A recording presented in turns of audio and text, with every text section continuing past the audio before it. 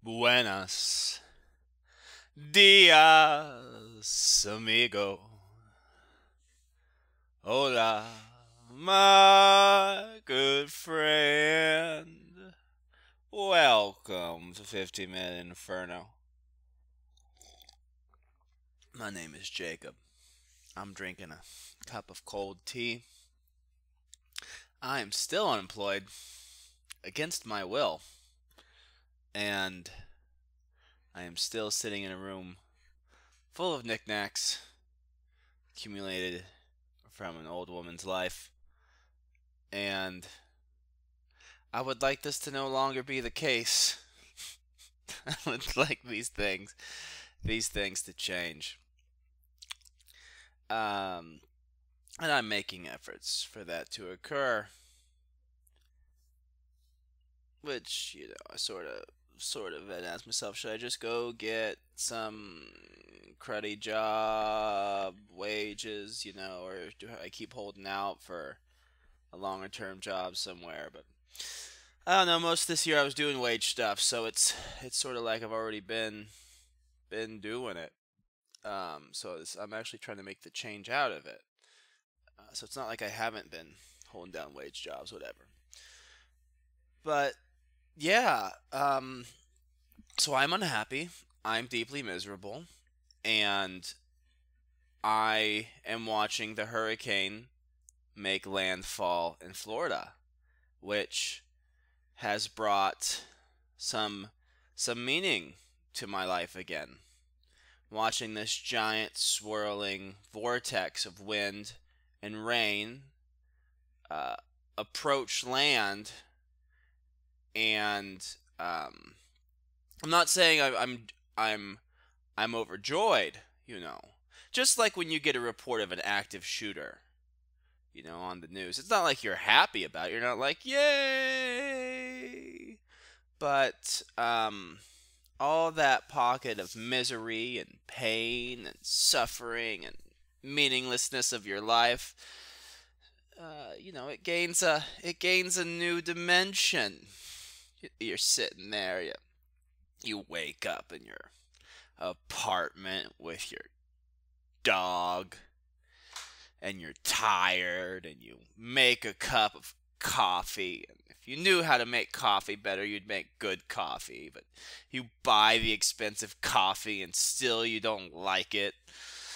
And you spill a little on yourself, a few drops, and you try to get dressed, and you get dressed in which you were prettier, and then you get into your car, and it's a nice car because you've worked for 10 years, so you have enough money for a nice car. And then you go drive it for like an hour to go sit in an office, and then you go to the office and you open up your computer and it's like, hello, 10,000 people want your attention now. And you have this deep sense of futility and insignificance and deep need to receive validation from other people, which keeps you on the tenterhooks of this company, because it's not about the money. The only way it's about the money is you're too afraid to live without money. So you're afraid. That's really what you are. You're afraid. You spend all day feeling bad about yourself, and you're really stressed, and so you thought you were going to eat like the apple that you brought, but then you go to the local deli and you buy fried chicken, and you say, fuck it, I'll work out tomorrow, and you won't. You won't work out tomorrow. You might work out one day. You ain't gonna work out tomorrow. Then you go back in the afternoon and you're tired and you're sad and you're drugged up on SSRIs and benzos and vitamins. You take like 7 different vitamins, and you go back to the office and you're tired, and you don't know why you're tired, and you don't feel like working, and you don't work, but then you hate yourself, so you work, but then you're tired, so you don't work, so then you hate yourself, so then you work. And that happens until 4:30 as you in your little chair look at everybody leaving early and judge them, you resentful little twat. You judge them leaving because you're better than them, but somehow you know in your heart they're better than you. Then you drive home and you get back in your car and it's too small.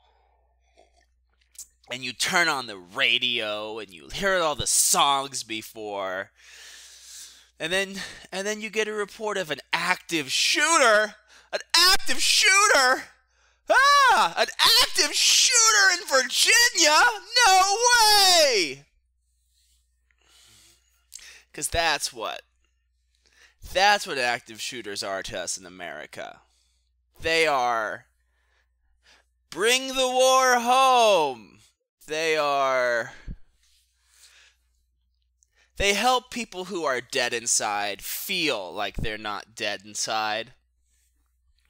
They help people feel like life is a little dangerous. Like, yeah, I might work from home on Fridays and go in for a cappuccino at 10 a.m. But someone might kill me between my car and my door, and they actually might. That's not a death threat to anybody. That's just like, America. And so it makes you feel like, yeah, I have a tiny dog and a nice apartment, but I'm actually tough. I'm hood. I can die getting my cappuccino. That's what shootings are for us, folks. That's what shootings are in America. Shootings are the exclamation point on the end of an incredibly dull sentence. In America, shootings. Active gunmen. They're an intrusion of life into the lifelessness of our work-obsessed culture. Of our lives, like beings hooked up and with the electricity sucked out of them so that we can earn money, so that the government can earn money off our money. That's what active shooters are. That's the thing, man. If we just quit loving active shooters in this country, if we just quit being like, oh, that man's got a gun, I have to pay attention. If we just quit being insignificant twats, we just quit being shells of humans, it wouldn't matter. People would stop doing it. But we are shells, and so we thrill. You think these news stories run these articles because people don't read them? Look, I think to some extent breaking news is determined by what breaking news will result in clicks. I think that's one half of it. I think the other half, I don't know if I have enough time in the 50-minute inferno, but I think half of shooters and sort of like serial killers, but I think serial killers are less of a thing now. Serial killers were like the school shooters of the 70s and the 80s. Like, serial killers are like your dad's mass murderer. You know what I mean? No, I think that in humanity we have a choice. I think that human violence and desire for violence and the thrill of violence is ineradicable. And I think that you can either have the Italian wars of the Renaissance, or you can have serial killers and mass shootings. But you can't have neither.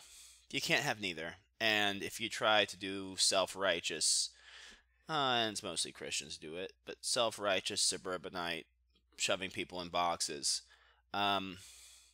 people who are left out and feel marginalized and feel weak and feel bullied and feel torn down and feel left out, will seek to justify their existences in contradiction to the prevailing ideology and that do-goody bullshit. And they will idolize and seek to sort of become a personification of evil because it's a costume that they can wear, which will horrify those things which formerly subjugated them. But so the real point of this is, I am unhappy, and I am no better than anyone that's listening to this podcast. So I don't have a job, and I'm trying really hard to get a job, and I'm not getting a job, and I'm living in my dead grandma's house, which I would very much like to leave, and I would very much like to live in a city with fuckable women my own age and get some sort of routine going in my life. But none of these things are occurring. And so what I am doing, though, is I am watching this hurricane make landfall in Florida, and it is wonderful. It is everything I need right now out of life. It is the appearance of the Messiah. Idalia, I'm cheering on. Let's go, Idalia, let's go. I was reading some report on the National Weather Service, and it's like, this is life-threatening. Retreat indoors. And I'm like, good. Get him, Idalia, get him. Get him. Get those Floridians. Get those bastards. Get those peninsula-looking motherfuckers. Get him. Woo! Now I remember when Katrina happened. See, that's the thing.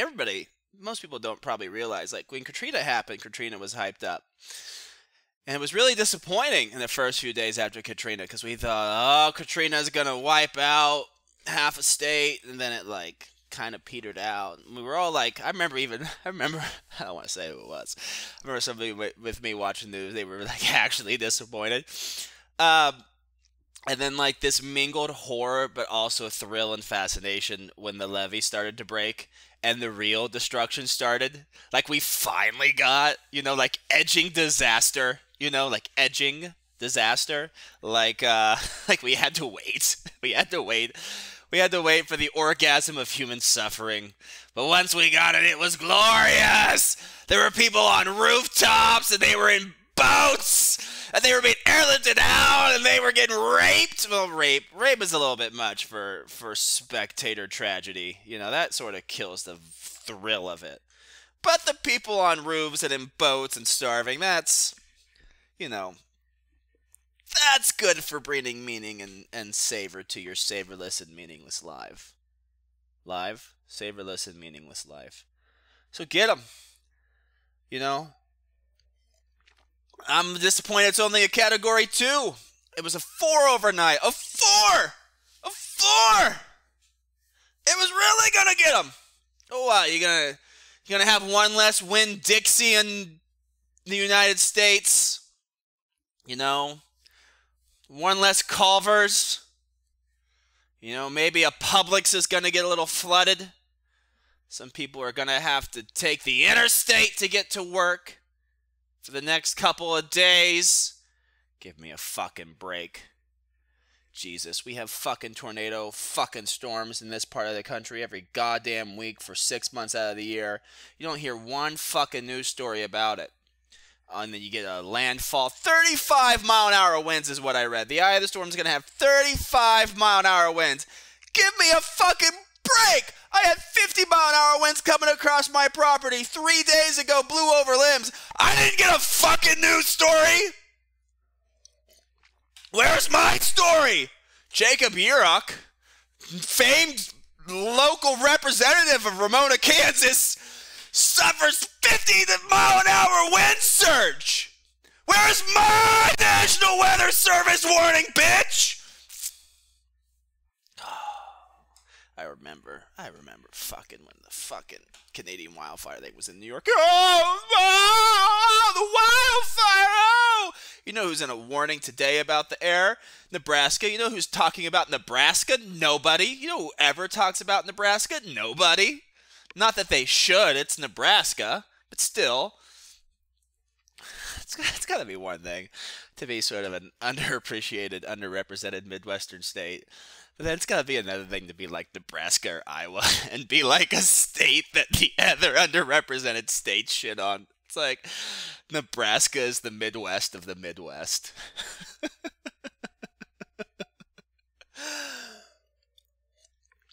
Yeah. No, I hope. I don't know what I hope for.